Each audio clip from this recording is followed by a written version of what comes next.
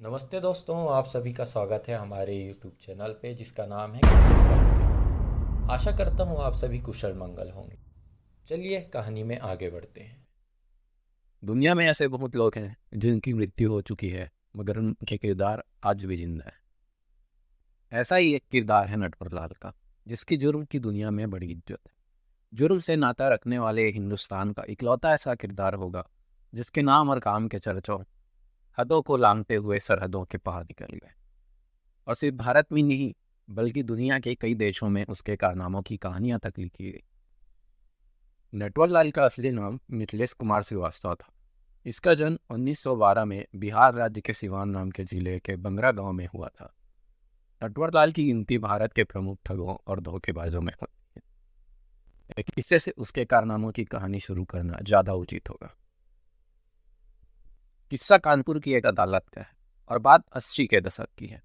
जिस नटवरलाल के किस्से हम सब आंख नाक कान खोलकर सुनते हैं, वो उन दिनों कानपुर की जेल में बंद और दी गई तारीख पर अदालत में पेश किया जाना था। उसके कारनामों की लंबी लिस्ट देखने के बाद जज साहब ने उसने पूछ लिया कि ये सब क्यों करते हो, तुम्हें मुजरिम बनना अच्छा लगता है क्या? नटवरलाल उस वक्त जज साहब की बात को सुनकर मुस्कुराया और बड़ी ही शालीनता और तमीज भरे लहजे में जज से कहा, माय लॉर्ड, क्या आपके पास 1 रुपए का नोट है? अगर है तो क्या आप उसे मुझे दे सकते हैं, अगर आपको ऐतराज ना हो तो। जज ने नटवरलाल की बात सुनी और अपने पर्स से 1 रुपए का नोट निकालकर उसे थमा दिया। नटवरलाल ने वो हाथ में लिया और फिर उसे जेब में रख लिया और नोट को जेब में रखते ही जज से कहा, हुजूर, बस मैं यही करता हूँ। मैं किसी से उसकी सुविधा के मुताबिक कुछ मांगता हूँ और वो अपनी सुविधा के हिसाब से मांगी हुई चीज़ हमें पकड़ा देता है और मैं उसे अपने पास रख लेता हूँ। बस इतने के लिए मुझे मुजरिम बना दिया जाता है। नटवरलाल का यह जवाब सुनकर न सिर्फ जज साहब मुस्कुराए, बल्कि अदालत में मौजूद हर शख्स खिलखिलाकर हंस पड़ा। हालांकि जज ने उसको रिहा नहीं किया, लेकिन उसको सजा में दी जा रही सख्ती को थोड़ा कम जरूर कर दिया, मगर अपने फैसले में ये लिखना नहीं भूले कि मिथिलेश कुमार श्रीवास्तव वाकई बेहद तेज दिमाग और हाजिर जवाब के साथ साथ बातचीत में माहिर भी है। इसलिए ये दूसरे अपराधियों के मुकाबले ज़्यादा खतरनाक है। कहा जाता है कि मिथिलेश कुमार श्रीवास्तव की नटवरलाल बनने की शुरुआत उसके पड़ोसी से ही हुआ। ये कि जब वो छोटा था तो पढ़ने में काफ़ी तेज था। एक बार मिथिलेश के पड़ोस में रहने वाले पड़ोसी ने एक चेक देकर उसे बैंक से भुना कर लाने को कहा। वो सिर्फ 10 रुपए का चेक था। उस चेक को देखकर मिथिलेश कुमार की आंखें चमक उठी। चेक में दस्तखत को उसने बड़े गौर से देखा। चेक लेकर बैंक जाने से पहले मिथिलेश कुमार ने दस्तखत की जमकर प्रैक्टिस की और फिर जाकर बैंक से चेक भुना लिया। उसके बाद मिथिलेश ने अपना असली कमाल दिखाया। अगले कुछ दिनों में करीब 10 बार बैंक में नकली दस्तखत से मिथिलेश ने 1,000 रुपये निकाल लिए। इसका पता जब पड़ोसी को लगा तो उन्होंने बैंक में जांच की, तो पता चला कि नकली दस्तखत वाले चेक में उसी मिथिलेश ने पैसे निकाले। मगर ये देखकर बैंक वाले भी ताज्जुब करने लगे कि असली और नकली दस्तखत एकदम हूबहू थे।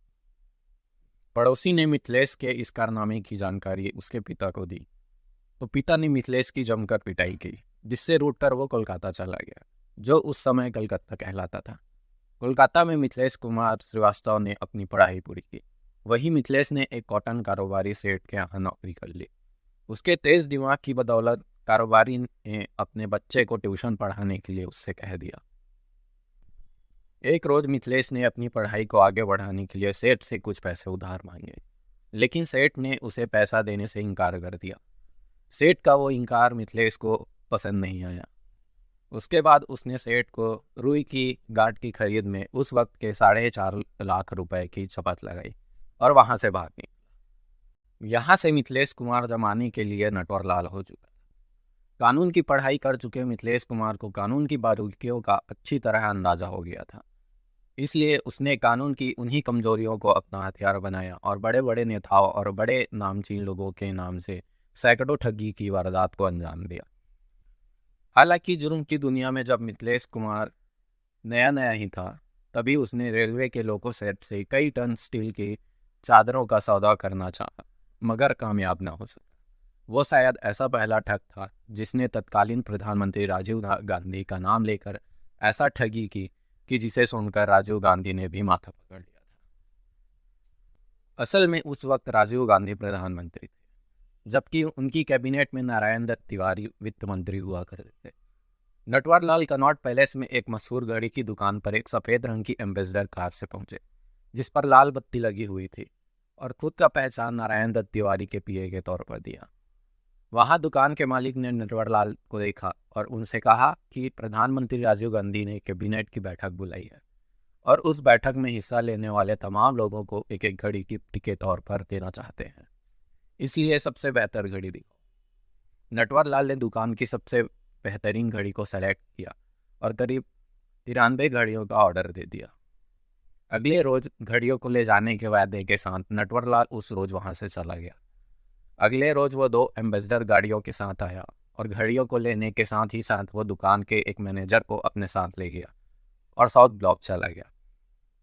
साउथ ब्लॉक में दफ्तर के भीतर जाकर थोड़ी देर बाद वो एक चेक लेकर लौटा, जिस पर 35,935 की रकम लिखी हुई थी। अगले रोज जब घड़ी की दुकान के मालिक ने चेक को बैंक में जमा किया तो पता चला कि वो चेक फर्जी है। दुकानदार को समझते देर नहीं लगी कि वो ठगी का शिकार हो गया।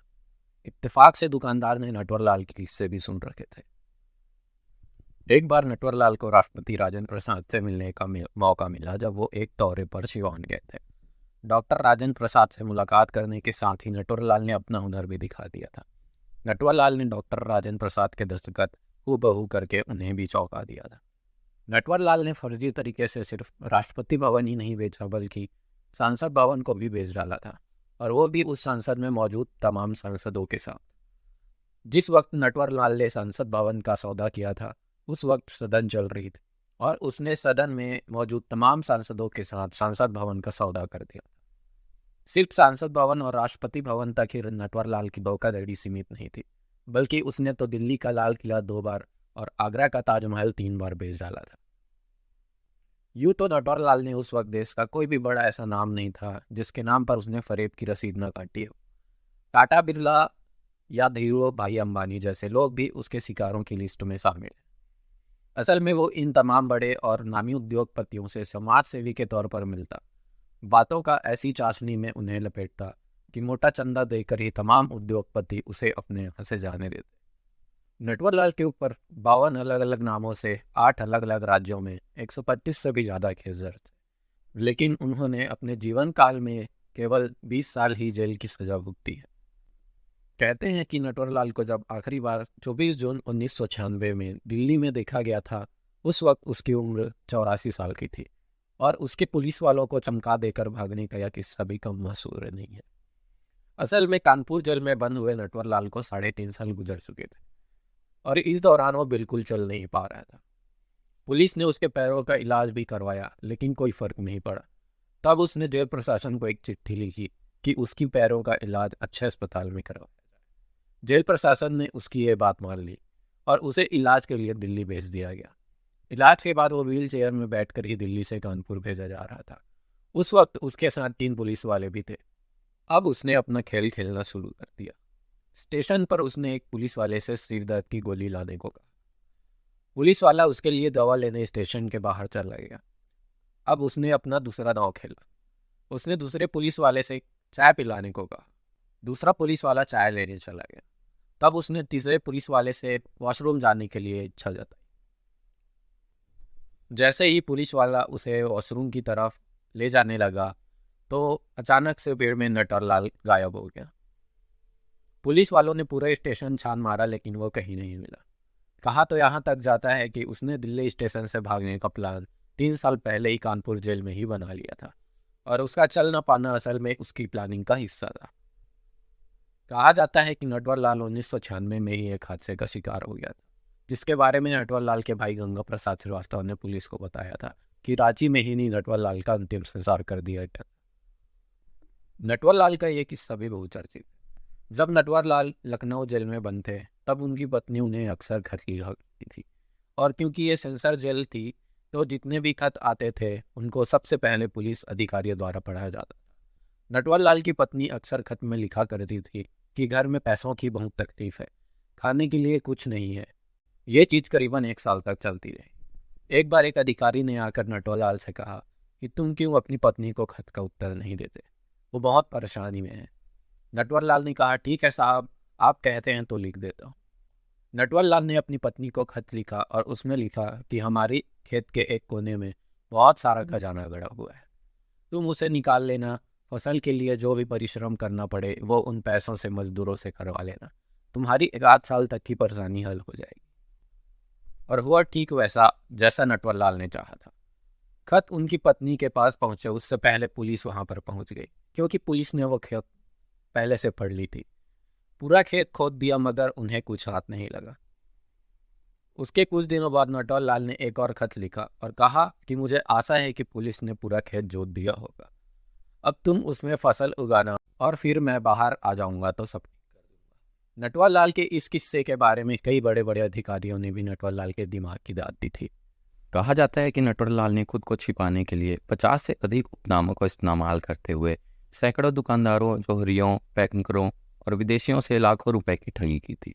वह अक्सर लोगों को धोखा देने के लिए नए तरीकों का इस्तेमाल करता था। जैसे कि 1950 के दशक में उसने पंजाब नेशनल बैंक से 6.5 लाख रुपए का घोटाला किया, जिसमें रेल भाड़ा और चावल के बैग भी शामिल थे।